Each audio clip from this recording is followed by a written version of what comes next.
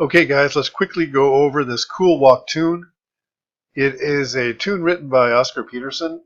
It's very similar to Doxy, the changes of Doxy, except Doxy's in the key of B flat. This is in the key of F. I couldn't find a lead sheet to this, so I had to transcribe it off the record, or the CD, or the YouTube, or whatever. So I want you to notice, though, this tune has a particular challenge in it that the range of the tune is quite vast.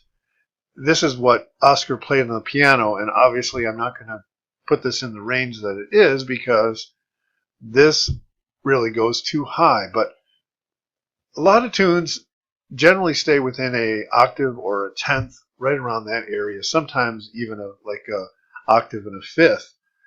And that's doable because you can kind of mix and match stuff and have the high points, come in with trumpet. But the problem with this tune is, if you'll notice, the first two phrases span like almost an octave and a half as it is right there.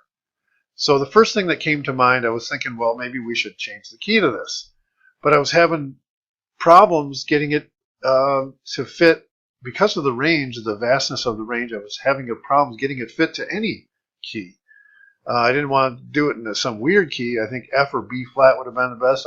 I tried E flat. I thought about D flat major, but this is the kind of thing you'll have to figure out when you sit down to arrange a tune, is what key is it going to work in the context of the entire chart.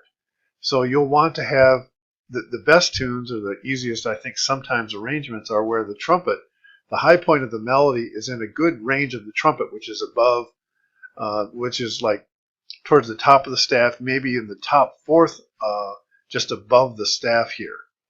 So, but you'll notice this particular melody in the beginning here, what we're gonna have to do is mix and match the four horns and do a question and answer type of thing.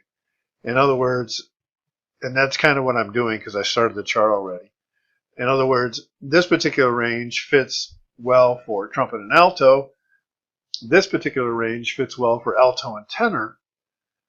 This particular range could work well in octaves with trumpet and trombone. It could work well in octaves.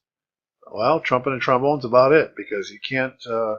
Well, no, I guess it could be tenor and trumpet. But the nature of the brass instruments work well together.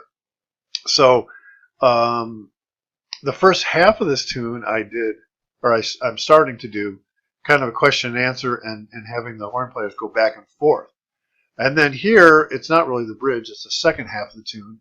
I did take this down an octave, and I'm having the piano help out in certain areas. Sometimes when you voice trumpet too low at a nice place like this, it becomes there's no intensity to it. But the problem with this is it's too high. So you got the trumpet player screaming up here. And in a combo situation, it's not as good. Big band would be different, but combo, it's really stretching, and you're going to start to hear things out of kilter, especially at the end here. So I had to adjust, and if you were doing this, you're going to have to adjust what the ranges are for these particular instruments on this particular melody.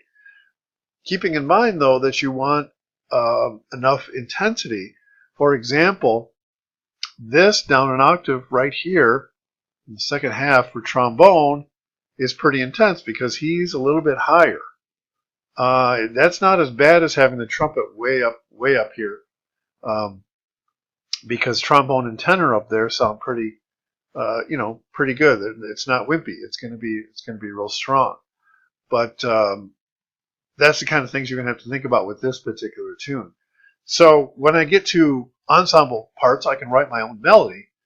And I can do what I want and have the correct ranges, and have the trumpet in a really good range, not too high, not too low. It'll be probably in the top half of the staff and maybe a little higher for a melody. And then some unison and some couplings and stuff like that. But I just want to make this quick video and just point out that key is everything when you choose a tune to write. Now, if you're doing a vocal tune or something like that, sometimes you don't have any choice of what key, because the singer will tell you the key.